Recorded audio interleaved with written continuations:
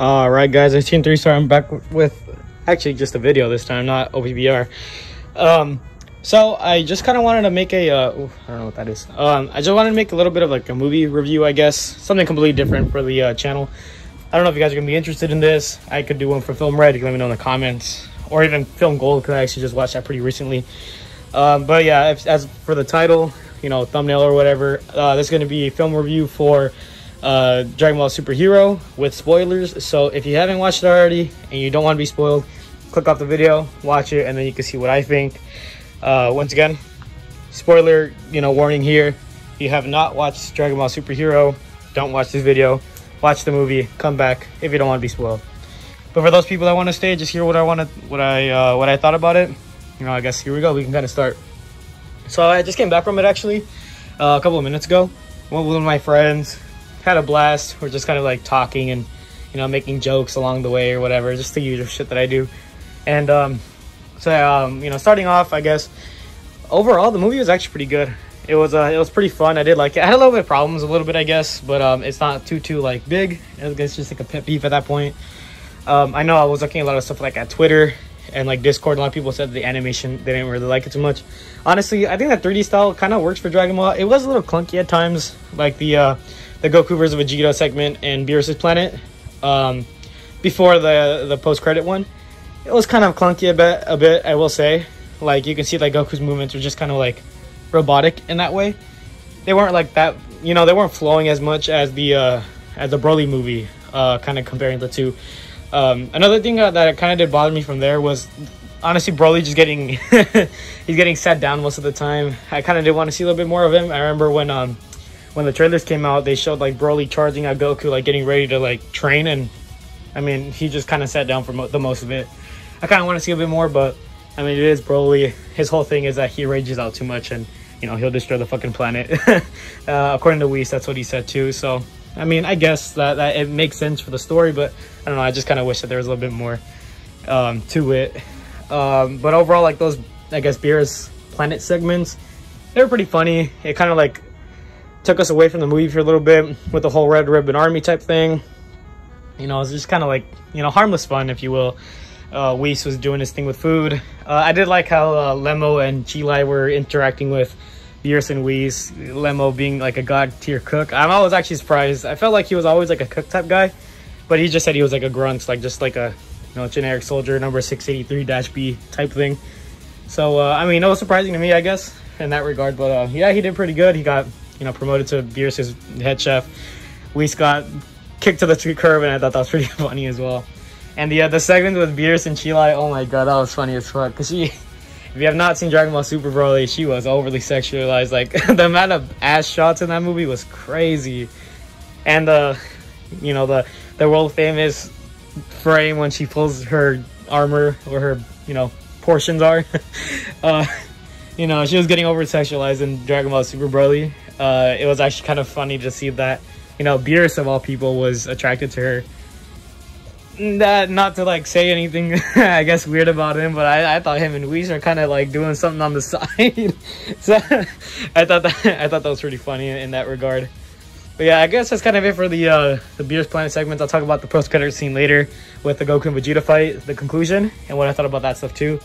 But yeah, that was just kind of for that segment. But I know for the majority of the movie, like the build up to it, honestly, the magenta, the short jokes, man, they were cracking me. Oh, there's a car driving by. Sorry about that. Magenta, he's like the main villain, I guess.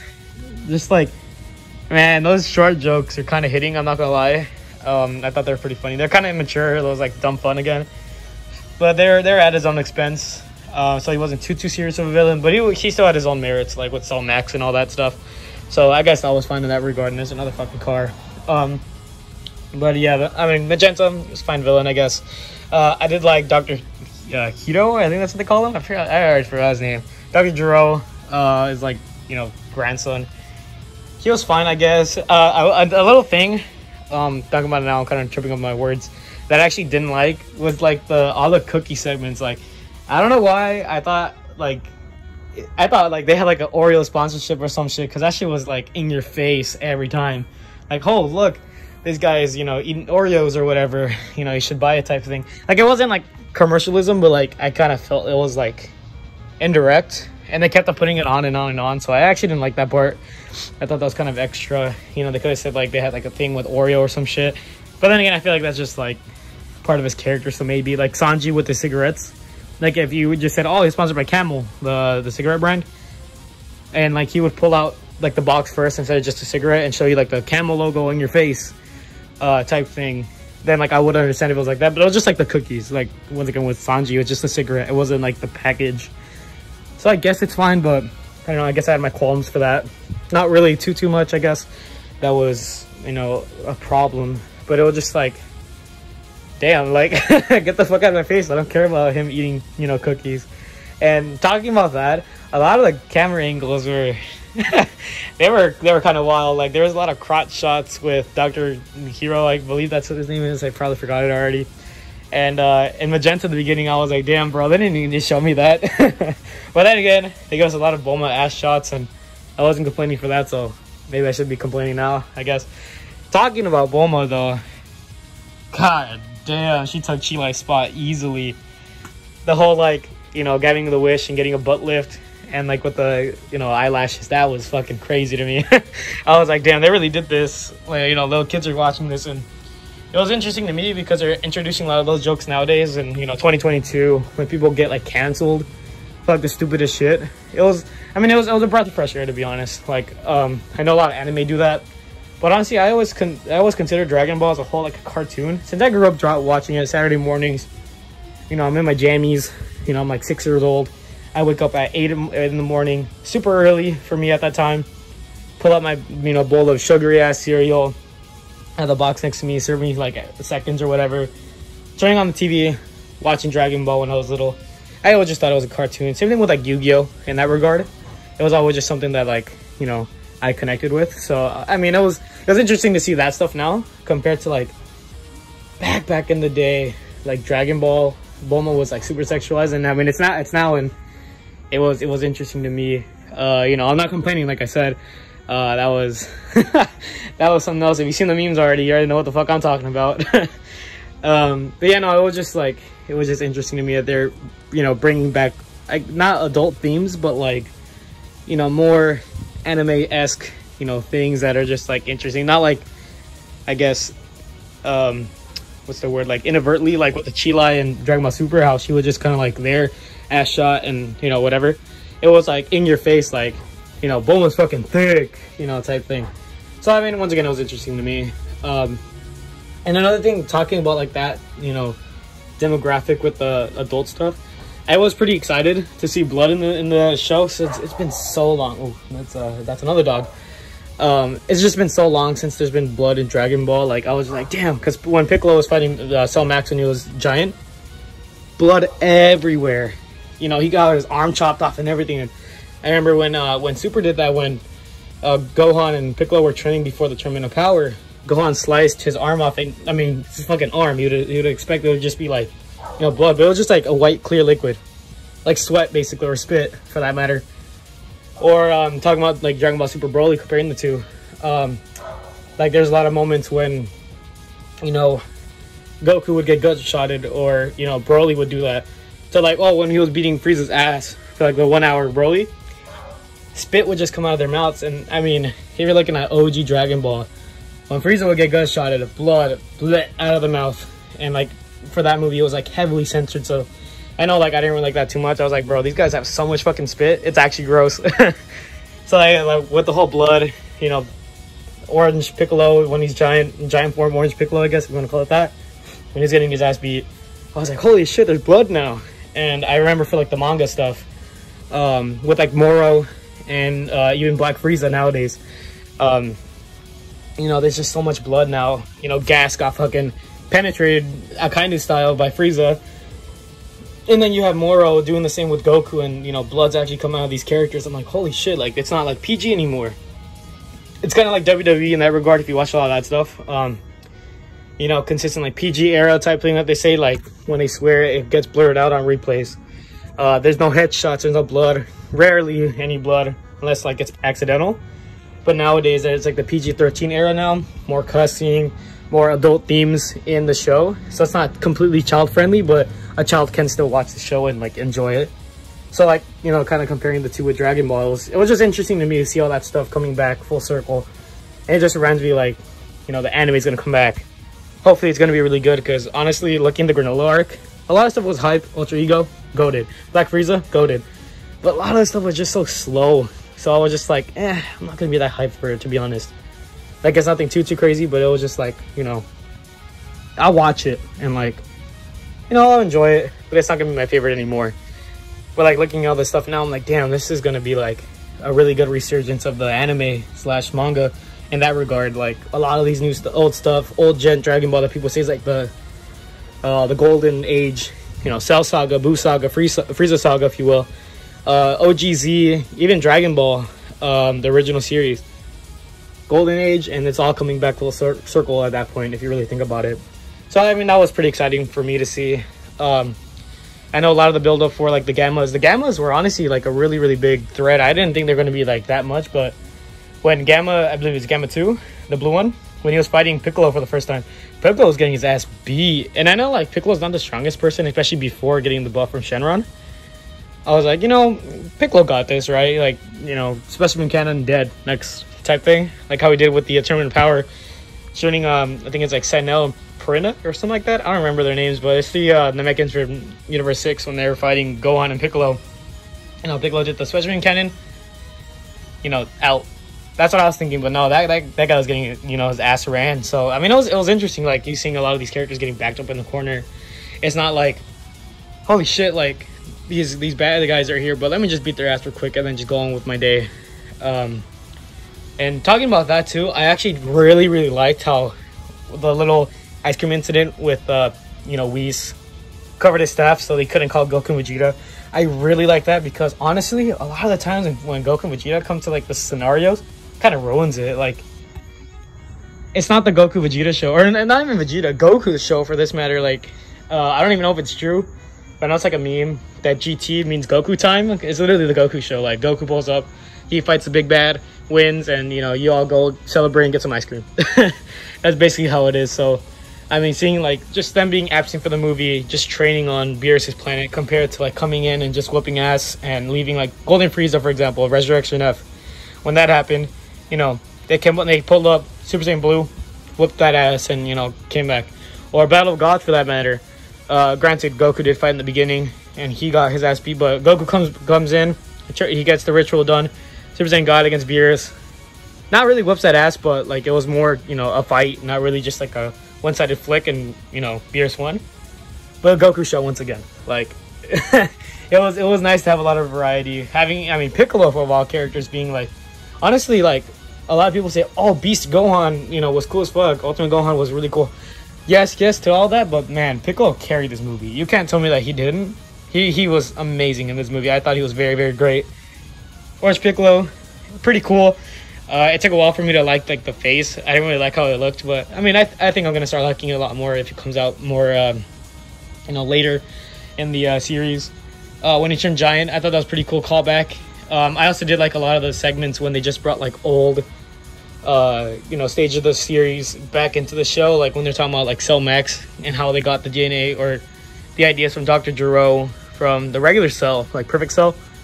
Showing like those segments in their art style. I always thought that was a nice touch to it. Like for Dragon Ball Super Broly, talking about that one again, when they were showing like each, I guess, villain, you know, when Goku was giving the monologue, the talk no jutsu, if you will, to Broly when he was in God, he was like, oh, you know, we had a fair share of battles in Earth, and like they would go by like series, I guess, you know, as a timeline, showing you the, you know, the different. Sorry about that. The different villains and like the art style of the movie. I always thought that was a pretty cool touch, and they did that with this movie, and honestly it looked really good. It looked like the manga panels, unless it actually was, but even at that, like, props to the movie for bringing those back.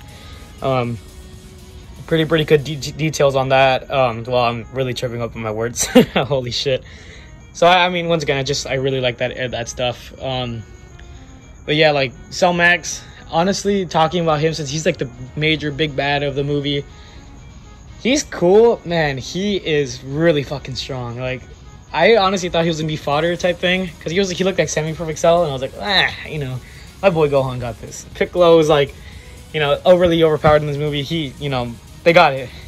They got their hands around every single time.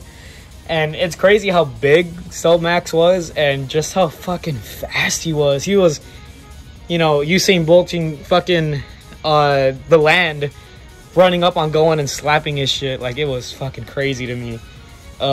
Just how like powerful he was, just like a menace, like an actual threat to the series as a whole. Because I mean, if you know Dragon Ball at all, power scaling is really bad. Like, basically, I always say, because one of my friends, Thomas, shout out to him, of course. I'm not sure if he's gonna be watching this video. Shout out to him. He's always telling me like, oh, like Saitama and like the newer like chapters, I forgot what it was, something about a planet that he like solos Goku. Like, it doesn't matter. And I always just tell him, it's like a meme at this point. It's like whoever annoys each other first wins. I'm always like, oh yeah, Goku can bust a nut and like literally like destroy a galaxy. Like, it's actually that crazy how like it's actually true. Like, literally, like I feel like if he did that, like Thanos a fucking universe. Just because, I mean, looking at like the Tournament of Power, when Goku was going Master Ultra Instinct with the white hair form, he created a galaxy. I was like, bro, like his nut is like superior, bro. So, I always just like, it's just like a joke that just like kind of sticks with me, because I mean, it's crazy how these power scaling works. But having this villain that's actually like a fucking threat, it's crazy to me. It's like, I know I was back in the day when I watched a lot of Grand Line Review. Shout out to that man's go to that channel. I haven't watched him in a while, but I remember he said that the problems with the time skip arc nowadays is a lot of the villains have to have like Conqueror's Haki to be like a threat. You know, Katakuri conquers Haki. There you go. Thank you. Katakuri conquers Haki. Dofi conquers. Big Mom Kaido conquers because they're Yonkos. Just shit like that. Like, compared to like pre-time skip, was just like, oh look, this guy has sand powers, fucking Croc. You know, that's fucking overpowered. Or this guy can like smite you like with the power of the fucking, you know, Zeus, fucking Enel. And I mean, he had Haki, yeah, with the mantra, but we didn't know about that stuff at that time. And I feel like it's the same thing with Dragon Ball in that sense. Like, if the villain isn't overly overpowered, like they just don't feel like a threat, even though they're trying to make it look like a threat. Like, contending with characters that have God Ki, fucking Goku, Vegeta, Ultra Instinct, Super Saiyan Blue Evolution, Ultra Ego, Mastered Ultra Instinct, and then Perfected Ultra Instinct, whatever the fuck it's called nowadays with the emotions. You know, contending with that stuff, it's really hard to do that, making a villain just like that more credible. And there's more dogs fucking barking, sorry about that. It's just like, it's hard for the writers to do that, and I really thought Cell Max did that job pretty well. And even the Gammas at that point in the beginning, running like Gohan's fade, Gohan going Super Saiyan, and he still wasn't nothing because they were learning his movements. Once he went Ultimate, though, it was kind of, or Mystic, if you want to call it that. I like to call it Mystic, but I know a lot of people don't like it when people say that, so I'll just call it Ultimate for, you know, sake of calling it that way. Once he popped out Ultimate, it's kind of GG's at that point, to be honest. Like, Gohan was beating that ass. He was beating Gamma 1's ass. But, yeah, I mean, it was just interesting. Like I said, they made these villains really credible, and these dogs will not shut the fuck up. Holy shit. But yeah, like I said, these villains were hella credible, and I mean, it showed in the movie. Like, once again, Cell Max was running everybody's shit. Piccolo with the new form was literally nothing to him. He turned giant and he was getting his ass fucking beat. He got his arm torn off. He was about to fucking die, I think. So it's pretty interesting to me, honestly. And I know a lot of the stuff when I was, you know, when the movie was first coming out, before it came out in Japan, you know, a lot of people were saying, in order to make this movie like credible or like really big, oh fuck, I'm tired. You know, there had to be like a major death or like something like a driving force. Like, they saw a lot of like the pan being, you know, taken or whatever, you know, things like that. And it was fine, I guess, for what it was. I never really felt like she was in too much of trouble, except for the part when Cell Max was going off. You know, she was almost got vaporized, basically. But, you know, besides that, I never really thought she was in too much trouble. But I feel like that job was mostly for Gamma 2 with his sacrifice. And honestly, like, in the span of this movie, them being introduced and him dying, that that man is a goat. I love Gamma 2. He's a really cool character. You know, they're making these guys credible that just came out in this movie in the span of a movie. You know, like 2 hours or so. I'm not exactly sure how long the movie is, but like 2 hours is like kind of roughly for a movie. Making me care about this character was actually kind of interesting. Like, they actually made it work, and you know, I give props to the writers for that. Like, Gamma 2 is my goat. He's my fucking goat, bro. He was nice. I honestly, what I really thought too at the end, or towards the end of the climax of the battle. Oh no, it was actually at the end. I was after the Selmax once he died. You know, seeing Gamma 2's body just like there, still like, you know, in shape. I thought they were just gonna bring him back and, you know, ta-da, you know, whatever. But he actually like died, and I was like, what the fuck? You know, if you always think about like Dragon Ball, like, oh, they got Dragon Balls, you know, they always bring back death, doesn't matter. But with these guys, they're androids, and I don't think it works for them. Or maybe it's like because 17 and 18 they got revived from the Cell stuff, or not 18, should I say 17 did, since he died with Cell. Since he's an android, he's like a cyborg. He's a person still. He has a soul. But like comparing him to like 16, he's a robot. Like he, you know, once he got crushed by regular Cell, perfect Cell, it was over. But I think with the Gammas, it's interesting to me because they felt a lot more machine-like than, you know, human cyborg enhancement type thing that that 18 and 17 are. So I don't think they could bring back Gamma 2. Hopefully not, honestly, because it make his death a lot less impactful. It kind of gave me a lot of Majin Vegeta vibes when he did the final atonement or explosion, whatever you want to call it, against Fat Boo in the Boo saga. Like, a lot at that time, we didn't know that, you know, there was like he can keep his body because he was such an evil guy, you know, killing people when he was with Nappa. Oh fuck, you know, being on Namek, killing all these innocents. That, you know, Piccolo at that time, he was like, oh yeah, Vegeta, you done so much bad stuff in your life, like you will not keep your body. So like at that moment, like we were just like, damn, Vegeta's gonna fucking die. Like it's there's no way around it, and it made his death or his sacrifice in that, you know, moment of time like so impactful, because like, damn, like one of the hardest, like coolest characters in the show just fucking died. And then it was all for nothing because, you know, Boo just fixed himself and, you know, was on his merry way.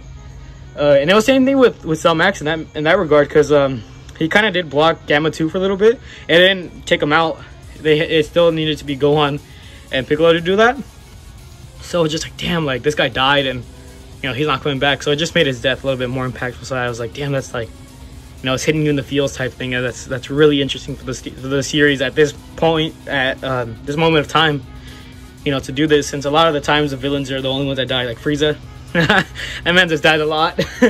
You know, characters like that, they're the ones that dies and not like the heroes. And once again, even at the span of this movie, like, you're like, fuck, like Gamma 2's, you know, dead. His sacrifice was so cool. Like those scenes with him are really, really cool. Comedic too, when he was fighting Piccolo in the beginning. I really liked how Piccolo was like, wow, I can see your, you know, your sound effects. I thought that was fucking hilarious. I didn't think he could see it in their first fight. You know, just seeing him from being like, I guess like an anti-hero that mattered, because he wasn't really bad, but he wasn't good, to like, you know, I'm gonna sacrifice myself for these guys to live on, was just like a cool touch for me. Gamma 2 was, you know, wholeheartedly a pretty decently written character. I'm not sure what you guys think. Once again, you can let me know anything at that point in the comments down below, like what you thought about the movie. But yeah, like I said, overall, it was pretty good. I'll give it like a solid 8 out of 10. There was a couple of mishaps here and there, like with the, like again, animation like a little bit clunky at times. It wasn't too distracting at that time, but I mean, a lot of that stuff was pretty cool. You know, Piccolo trying to get Gohan back. Oh, it's talking about fucking Gohan. Actually, I haven't really talked about him. Let me rip this motherfucker a new one. How the hell did... Oh my god, the stupid glasses shit. I couldn't see because my fucking glasses. Bro, you're saying... I was telling my friend too, at that time, I was like, man, it's like Sarada, if you watch, or I think that's what her name is, or fucking Salad, or whatever the fuck they call her, in Boruto, if you watch like Naruto. She wears glasses, and she has like her race, the Uchiha, strongest eyes, like, I forget what the ninjutsu's called, you know, in the series, and you have fucking glasses. You have a Sharingan, like, that doesn't make sense. And Gohan's over here rocking glasses when he's a fucking Saiyan, one of the strongest fucking aliens in anime, like, shonen at that point, like, history.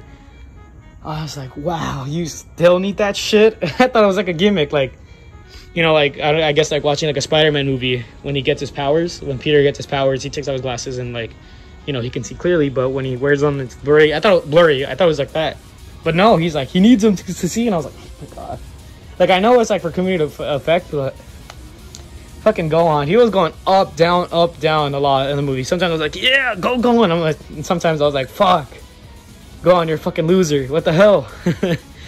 And then when he didn't catch the senzu bean, that was just like the final straw. I was like, man, Gohan, stop being an L. How did you not learn how to catch a fucking senzu bean when you couldn't catch the fucking Potara and end the Buu Saga there? But you know, I just kind of triggered, I guess, at that part. But you know, with Beast Gohan coming out, I believe that's what the name is called for the form.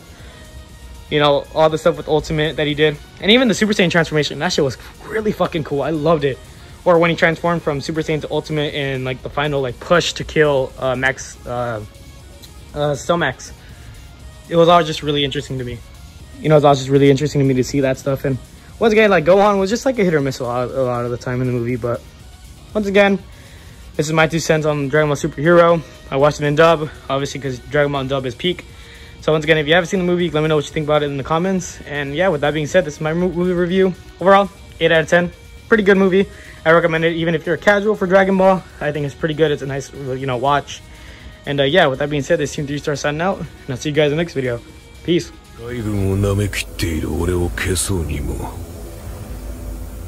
実力がなくてはな、相撲か。